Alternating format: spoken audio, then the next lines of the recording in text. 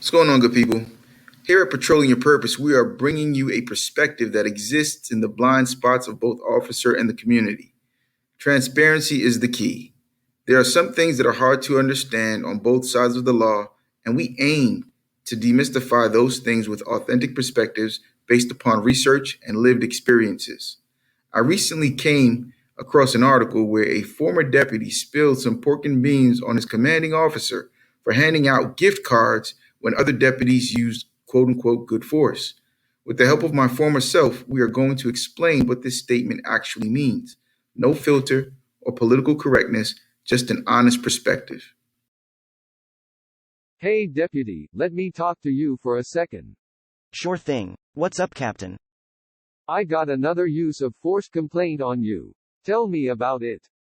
Oh yeah, it was the wildest shit. We attempted to stop a car last night for no tail lights. So we had PC. The guy wouldn't stop when we blue lighted him. He finally pulled over about a block from where we activated our lights. When we made contact, suspect resisted by not complying with commands. That's when we used force. Okay, sounds good. Make sure you write it up the way you spoke it. Good job. Wilco badasses strike again. Yeehaw. Stop by my office for your gift card. Okay, sure thing, Captain.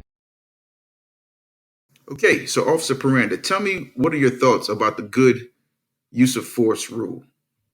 Yeah, so typically a good use of force is an officer's ability to make his actions make sense in the court of law or justifiable. An officer first needs probable cause or a reason connected to safety for self and others in order to make his request lawful.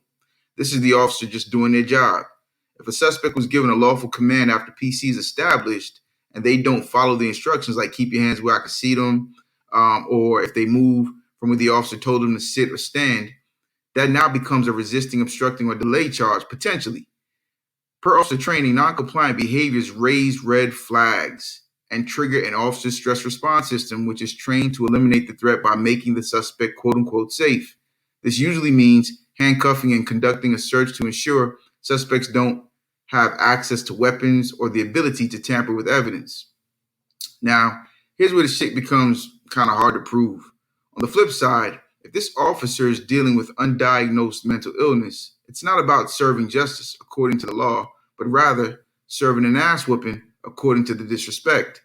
A suspect who shows disregard for the officer's ego and presence now needs to be taught respect under the color of law, and their unaddressed stress spills into the officer's usage of force, which may, in fact, potentially kill the suspect who wasn't complying with their lawful request of stop resisting.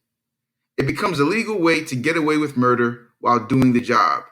Legally justified, but morally questionable, and hard to prove if that officer can articulate his narrative according to his agency policy, the law, and his training.